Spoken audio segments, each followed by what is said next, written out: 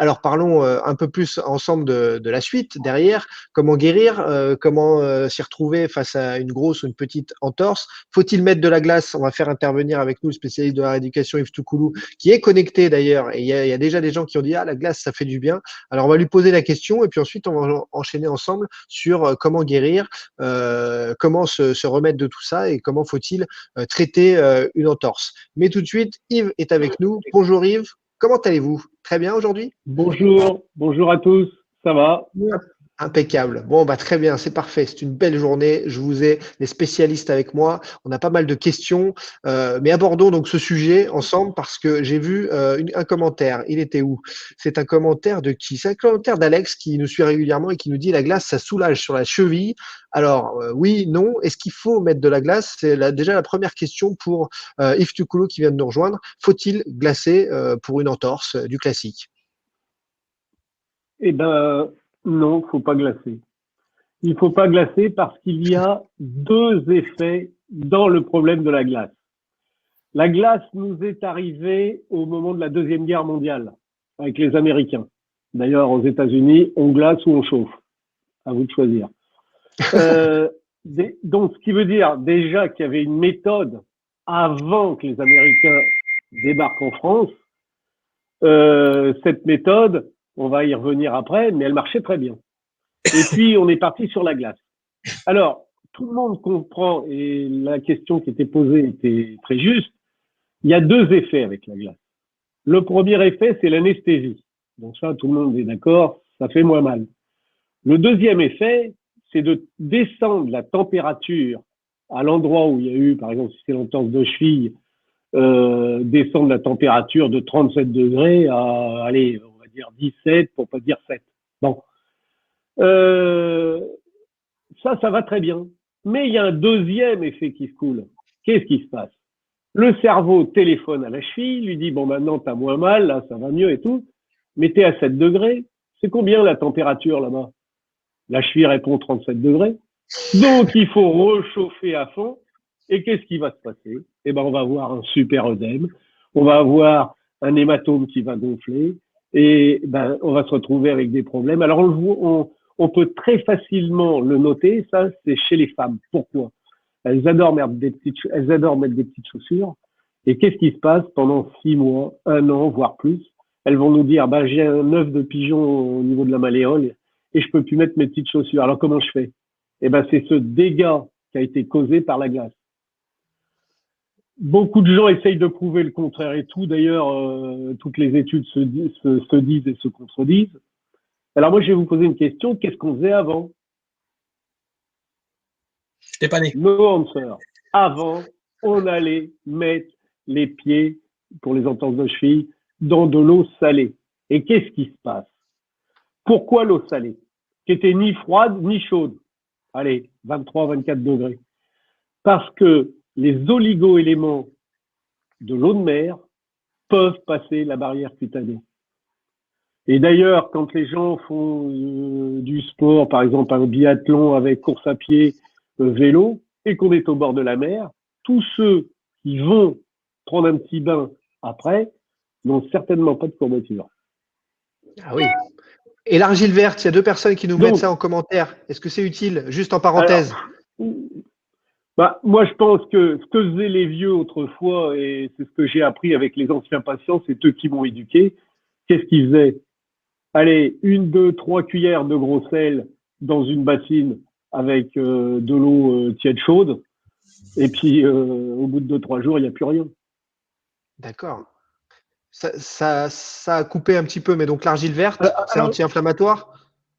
Là, mais oui, c'est anti-inflammatoire. Mais alors, autrefois, c'est bon l'argile verte, mais une de mes premières vieilles patientes est allée cueillir du plantain On l'embrasse. dans le jardin, a coupé le plantain et l'a mis. En réalité, qu'est-ce qu'on veut? On veut des oligo-éléments, on veut des effets. Alors oui, l'argile, on peut tout mettre.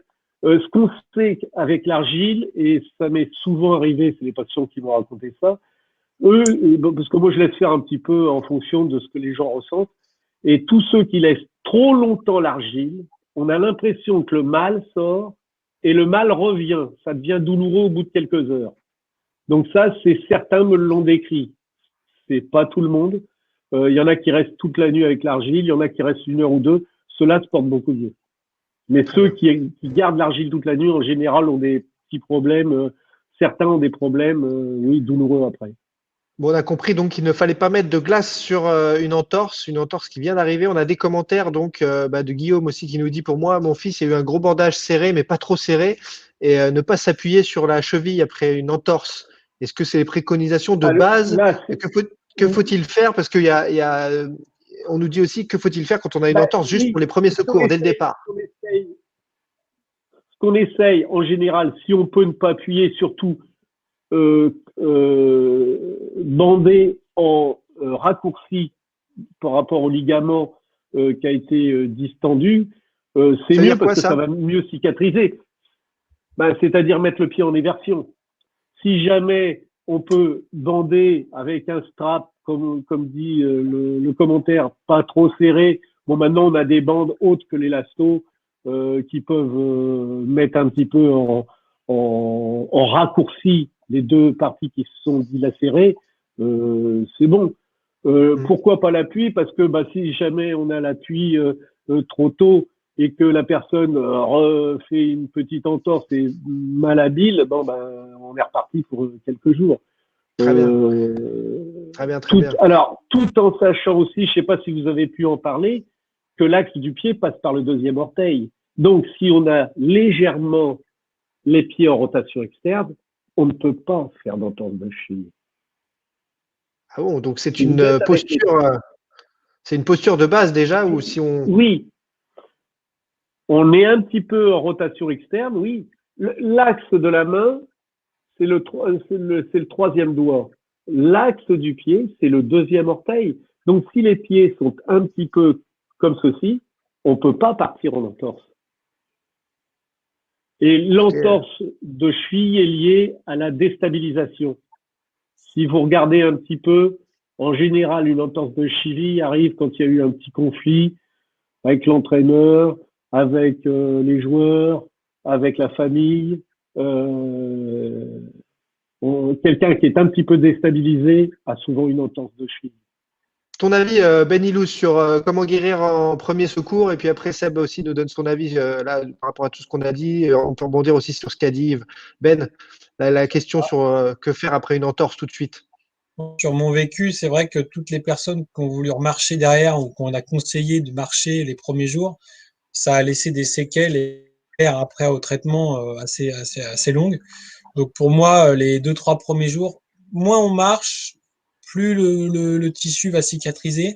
Parce qu'on ne parle pas du ligament après. Parce que tout ce qui est séquelles, tous les gens qui parlent de séquelles sur des plusieurs mois, années, c'est plus le ligament. Le ligament, même au bout de 4 à 6 semaines, le ligament, il est pas comme neuf, mais presque. Donc, c'est pas ça qui va faire mal. C'est tout ce qui est autour. C'est la capsule, c'est tout ce qui est tous les fascias, les muscles. Et c'est sûr que, on en avait parlé à To Goal, là. On avait un joueur qui s'était fait une entorse au bout de 2 minutes de jeu, je crois. Et il avait fini et on a remarqué que derrière, alors qu'il a pu. On rebondissait dans le podcast To Goal sur la blessure du Niçois RL dans un match à Lyon, je crois, pour resituer le contexte. Il a voulu finir la mi-temps. C'était pas une entorse grave parce qu'il a pu courir encore. Et en fait, il a abîmé tout ce qui était autour, tous les muscles, toutes les enveloppes. Et après, on a regardé qu'au bout de 2 mois, il avait toujours pas repris. Alors qu'à la base, s'il peut finir un match, c'est pas une entorse grave. Donc, ligamentairement, ça aurait pu cicatriser en quelques jours. Et le fait qu'il ait forcé dessus, ça a créé des inflammations sur toute la zone du pied, du mollet et des zones fibulaires. Et donc, c'est pour ça qu'au début, si on peut vraiment mettre en décharge, marcher le moins possible. Si on peut marcher, on peut poser le pied, mais vraiment essayer de diminuer la distance de marche, de ne pas porter, tout ça. Et vous allez voir que rien que déjà ça, sur le long, moyen terme, court terme, il n'y aura pas besoin de faire beaucoup de choses pour récupérer une cheville en forme. Seb, tu voulais rebondir sur certaines choses, toi qui es préparateur physique dans le basket, t'en vois passer des entorses. Moi j'adore tout ce que j'entends et là Yves a dit 2 choses qui me plaisent énormément, donc ça c'est cool. La glace, déjà je suis complètement d'accord avec ce que tu as dit Yves. Ça, c'est parfait. Et il y a un autre truc, moi, qui me touche. Alors ça, on en parle souvent avec Ben, donc il va être d'accord avec moi, je sais. C'est que toutes les blessures, et notamment les chevilles et tout ça, c'est toujours lié. Et ça, c'est un facteur, on s'en occupe jamais. Et pour moi, l'avenir de la préparation physique passera par là. C'est-à-dire, on ne s'occupe pas du stress émotionnel de la personne ou de la charge émotionnelle que la personne peut avoir, que le joueur peut avoir. Une entorse, tu regardes à chaque fois, c'est toujours une personne, comme tu dis, qui a des soucis ou des choses comme ça. Et ça va, ces petits soucis émotionnels vont créer le petit dixième de seconde où il va être en retard sur une action qu'il a répétée pendant, je sais pas combien de fois, sans aucun problème. Mais ce petit dixième de seconde-là a fait que, voilà, ça s'est mal réceptionné. Et donc, il y a vraiment une relation entre la blessure et la charge émotionnelle de l'athlète. Ça, j'en suis convaincu. À chaque fois qu'il y a un joueur qui est blessé, tu lui demandes tout simplement qu'est-ce qui se passe dans ta vie. Il va toujours te répondre dans les 2 dernières semaines, je me suis pris la tête avec ma copine, j'ai un décès, tout ce que tu veux. Donc ça, je suis complètement d'accord. Ouais, là, c'est tout à fait, Yves, si vous voulez rebondir là-dessus, c'est complètement ce que, dans votre lignée, dans votre mode de pensée aussi. Yves, non? C'est ce que j'avais expliqué les premières fois. C'est-à-dire que, en gros, moi, je fais une espèce de séparation. Je dirais que tous nos problèmes dans le sport, en rééducation, c'est un problème alimentaire, 30%. Ensuite, tout ce qui est chimique, 20%. Et tout ce qui est émotionnel, 50%. Nous sommes des êtres émotionnels. Or, s'il n'y a pas une perception de ce qui se passe vis-à-vis des joueurs, de l'entraîneur, du staff, de la famille, etc., on s'aperçoit quand une famille, quand la femme ou le mari de l'athlète ne veut plus que son conjoint continue, on voit très vite que ça s'arrête. Donc c'est bien un problème émotionnel, c'est pas un problème de motivation. Quand on demande à un footballeur est-ce que tu veux arrêter de taper dans le ballon, il peut pas. Mais si sa femme lui dit ou si son mari lui dit écoute, faudrait que tu fasses autre chose, il le fera. Mais donc c'est bien, on marche à l'émotion, on marche à la sensibilité, on marche. Et ça, si on le comprend pas, je veux dire, je pense qu'on sort pas tous les gens du problème.